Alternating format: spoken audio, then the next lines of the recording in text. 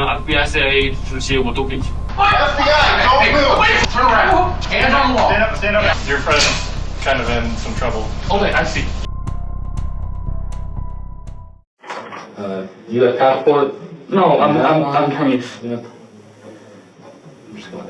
Social security card? Yes. He was kind of awkward. He was very goofy. He does not read like a Chinese spy. I at least had in my head this idea of a spy, of James Bond, somebody jumping out of airplanes. And that is not Xi. $100,000. Is that monthly? They pay me every 6 months. This story is about aviation secrets, in particular, jet engine trade secrets. These are technologies that China wants very badly. It's in the paper every day what China is alleged to be stealing en masse from the United States. The playbook is simple: rob, replicate, and replace. We cannot tolerate a nation that steals the fruits of our brainpower. Xi was almost like a pack rat when it came to electronic information. You have text messages, you have videos, you have photos, you have so much digital evidence about what he was doing. What type of real spy is going to take a photo of a top secret blood oath? No one. Mr. Bean would do that. He was almost like a kid. I think it was clear Xi was a stand-in for some of the bigger conflicts that were going on between China and the United States. His goal was to get U.S. citizenship, to become an intelligence officer. Xi was on that path. So is there anything else you would like to report to or discuss with U.S. Army intelligence? I think I report everything.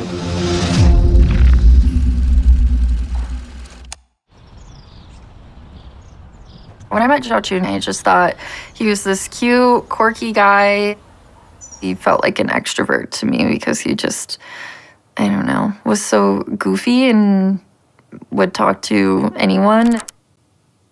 He really did have a pureness to him. He just, seemed like he just wanted to do good. It feels like it would be authentic, but who's to say?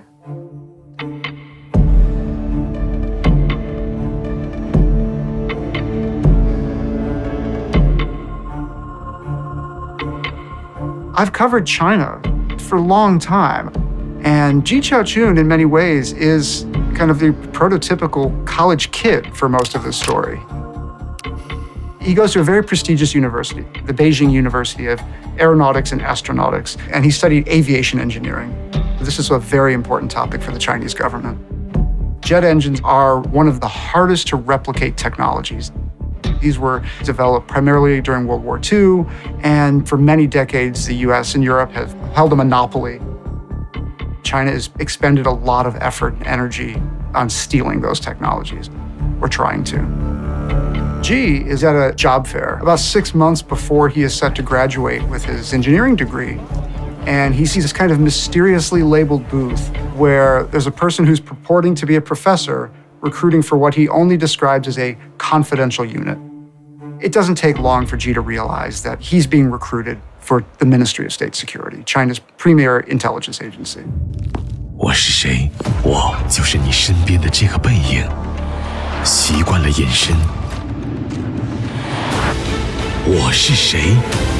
我是国安警察。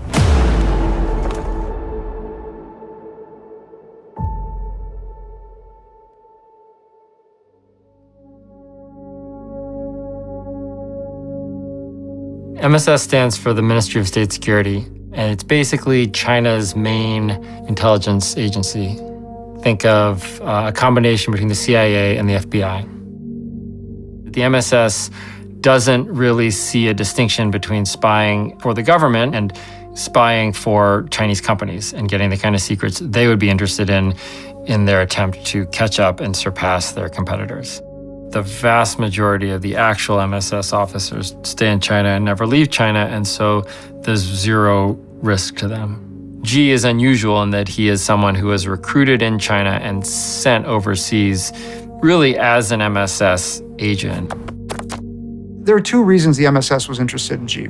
one, he had technical knowledge that could help them identify trade secrets to steal. And the other was that he had a visa to travel to the US and he was clean. So in that sense, he's the perfect person to recruit to go spy in the US. They are really laying it on thick that this would be a really cool, kind of sexy, interesting opportunity. They're taking him out to dinners. They really wine and dine him.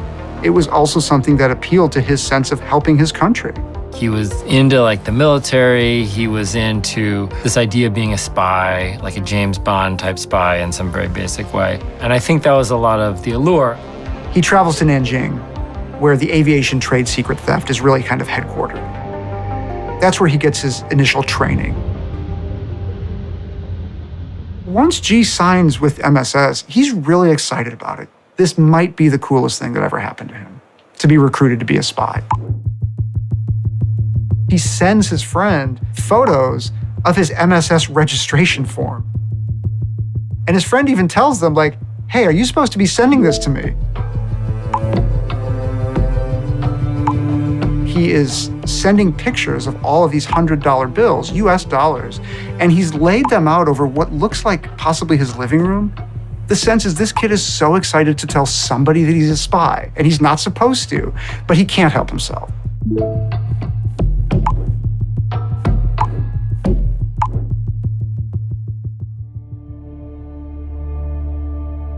Mid-2013, G gets his visa, he travels to the US, and he begins studying at the Illinois Institute of Technology. G's daily life in Chicago to start is pretty routine. He goes to school, he works out, he plays games online at night. He hasn't done anything yet.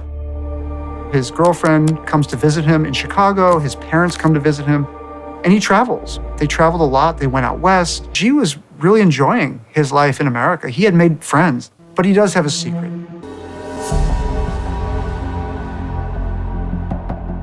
I knew this case was going to be one of the highlights of my career. Economic espionage is a significant national security threat to the United States, to us. Hopefully, people around the country and people around the world understand that, hey, we should be taking this seriously. I learned a ton about the MSS because of this case, what the MSS does and how it's structured and its history over time. A lot of people who are being recruited have what's called, like, in this world, handlers, people who are experts who handle the individuals being recruited to make sure they're following the right processes and everything is going smoothly. He was being handled by Xu Yanjun, and Xu Yanjun's responsibility, we knew, was to steal aviation-related secrets. Xu's the one who's giving G directions about what he should be doing to help the MSS. In August 2015 is when we first see a very specific tasking from the MSS, and specifically Xu Yanjun. Xu reaches out to G and asks him to gather information about certain scientists in the US. What Xu asked him to do was to log on to 3 different background check websites and download background checks on 9 scientists. These are commercial websites. You enter a credit card number, you type in a name. This is all kind of public, commercially available data. And these were mostly Chinese nationals living and working in the US for major defense contractors. And what he was really trying to do was gather intelligence about scientists, especially scientists who worked on aviation-related technologies, to try to identify those scientists and help recruit them to steal American technologies and give them to the Chinese government. This is a pretty simple task that G is given, but it takes G longer than it should have. Xu Yanjun is kind of pestering him, like, hey, do you have that stuff? Is it ready? Can you send it to me? G eventually gets the background checks together, and he sends them in an email to Xu with the subject line, midterm exams. Now, G is facing a problem. He's here on a student visa, and that means once he's done with his schools, he's got to leave the country and go back to China. G comes up with a plan. He joins the military through this MAVNI program. It allows the military to recruit people who are not citizens but have special resources or talents that the military really needs. He's a fluent Chinese speaker. The benefit for him is that it really, really speeds up the citizenship process. If you join the MAVNI program, it could happen in 6 months or a year.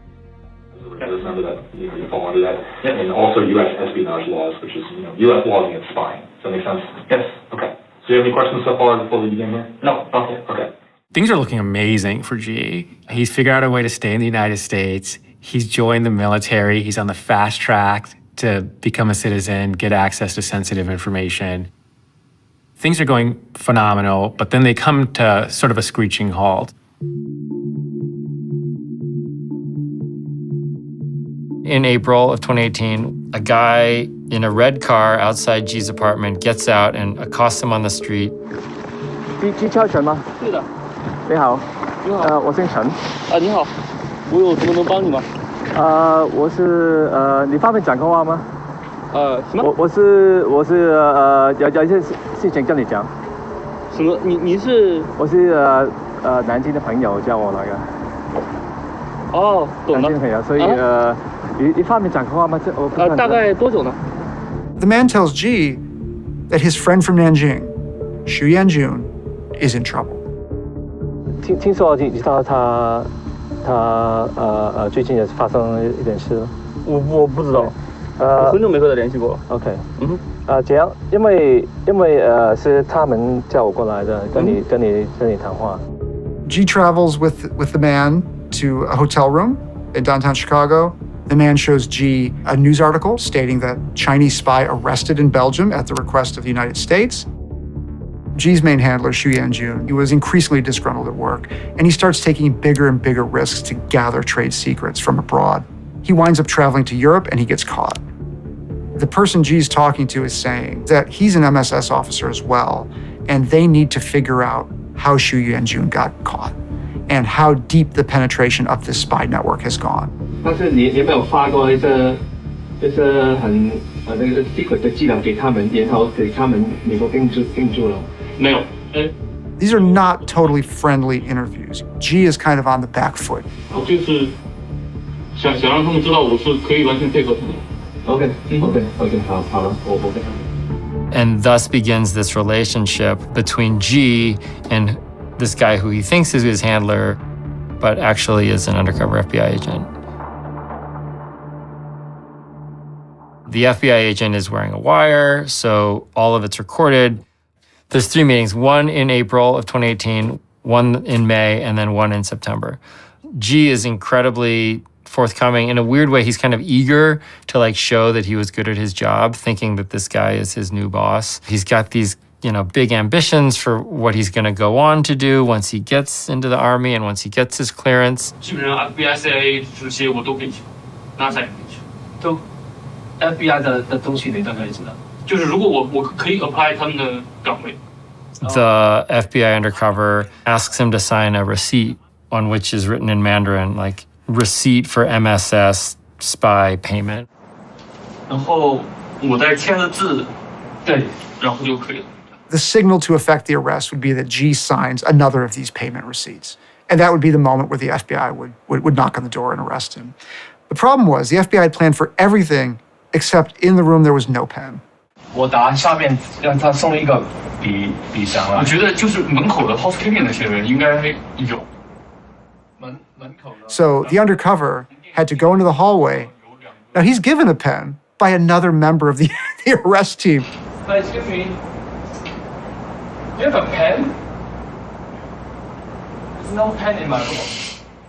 He signs for the money that he's given for his work. The FBI go in and then arrest the undercover. Pretend to arrest him. FBI, don't move. Wait. This is wrong. Turn around. Up. Hands on the wall. Stand up. Hands on the wall. But you can hear the undercover actually kind of like scream in mock like terror, I guess, as he's arrested. Chen Jin. Is that right there? Yes. Is that your name? Yes. Do you speak English? And they bundle him out of the room, and then these 2 FBI agents sit down at the table with G and start to have a conversation with him. We're going to talk for a minute. Okay, sure. Your friend's kind of in some trouble. Okay, I see. Yeah. We're going to figure out what's going on here. Okay, sure. The ruse is basically like, okay, this guy that we just arrested, he's been like working with the MSS. Why are you talking to him? So we think he's in contact with, are you familiar with the Ministry of State Security in China? What is that? The Ministry of what? Like the state police? Yeah. Okay. Yeah. So he is really connected or intertwined with basically spies. Okay. Over there. Yes. And he like acts on their behalf. Okay. In the United States. So that's why. Right. That's why. Okay. That's why we're here. Yeah. Okay. I understand. Yeah. There's some effort being made to see if G will cooperate and maybe become an asset for them. You've never had any interactions with No. that organization? No. He doesn't decide to do that, and then they arrest him. 27-year-old Ji Chao-kun. He is being held right now in the Metro Correctional Center in the Loop. If convicted, he faces up to 10 years in federal prison. At this time, Xu had been extradited from Europe and was in jail in Ohio. Ji was in jail in Chicago, and they're both headed for trial. As it often does, China denied all the allegations. China will often accuse the U.S. of, kind of manufacturing these details and making things up. 美方的有关指控纯属捏造。 In private, however, China was lobbying behind the scenes to get these two guys back. I've been involved in some of the bigger cases in Chicago. I've tried a lot of racketeering cases, complex fraud trials, murders. I represented Harvey Weinstein in his trial, and I've done everything in between. But this was my first, representing an alleged spy. I don't want to say outside of my comfort zone because criminal law is criminal law, but it was definitely a challenge I wanted to take on. The first time I met G was at the MCC Chicago. It's both a jail and prison here, a few blocks away from the federal courthouse, and it's a giant triangle-shaped building with little slits of windows, and it's sort of ominous and foreboding. And there was no doubt he was nervous and scared, I think, in that moment. I saw him probably weekly, more or less, if not more often, some weeks over the course of 4 years, and developed a very close relationship with them. I went to meet with G. I think Ryan came with me, and we just hit it off. I liked him right away, and I think one of the things that he was concerned about was whether or not I would be comfortable representing somebody who was charged with essentially spying on the United States. And I certainly had no problems with the allegations in the case and told him that that is not a problem. G was charged with several crimes. They included conspiring to act as a foreign agent in the U.S., acting as a foreign agent in the U.S., committing wire fraud, and then lying to the U.S. government. He always maintained his innocence, was clear that he wanted to proceed to trial, and we were going to proceed to trial. There was a great deal of evidence that made us say this is going to be hard. We had his literal registration form registering as the MSS, him signing a receipt that says MSS, which showed that he knew he was part of the MSS.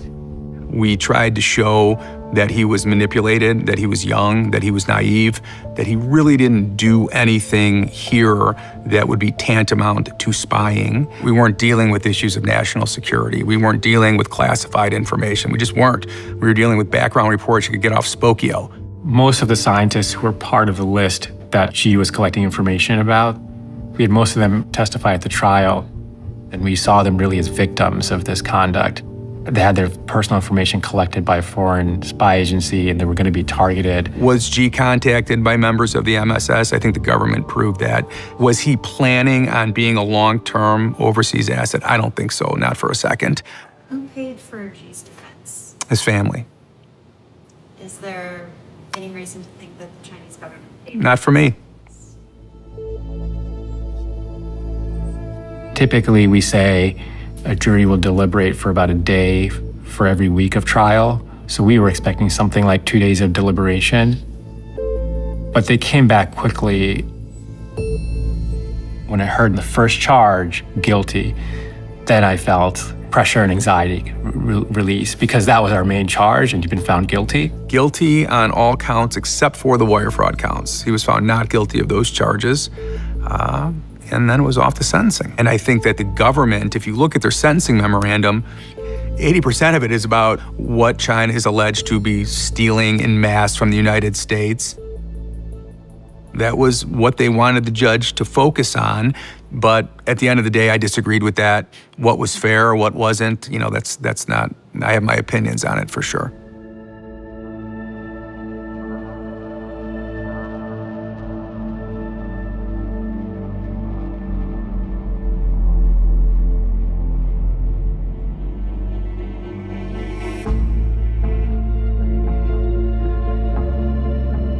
typically, when someone is caught as a spy in another country, they're expelled. I mean, there's this idea that everyone does it. We want our spies to not be thrown in prison in other countries.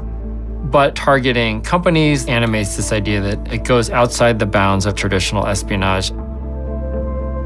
The FBI wanted to set an example with these guys, and they did. Xu Yanjun gets 20 years in prison, Ji Chaochun gets 8 years in prison. Kind of the last thing we were expecting to see very late in the Biden administration, that both of them would be sent back to China.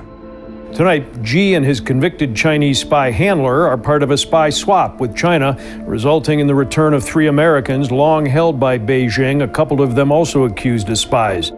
There's what he was charged for and what he was convicted for, and then there's kind of what could have been, had Ji not gotten caught. What would his path look like 5 years, 10 years, 20 years down the line? Let's say he wound up working for a major aerospace company. Who knows what his career could have looked like? We want to be very careful about having preconceived notions about what a spy looks like. Most people don't live in the world of espionage. We think of it as an issue that's kind of out there somewhere. That's for the spy agencies. When it comes to trade secret theft, however, it could be the person next to you, and you'd have no idea. There's almost no way to know, and that's the really troubling, scary part.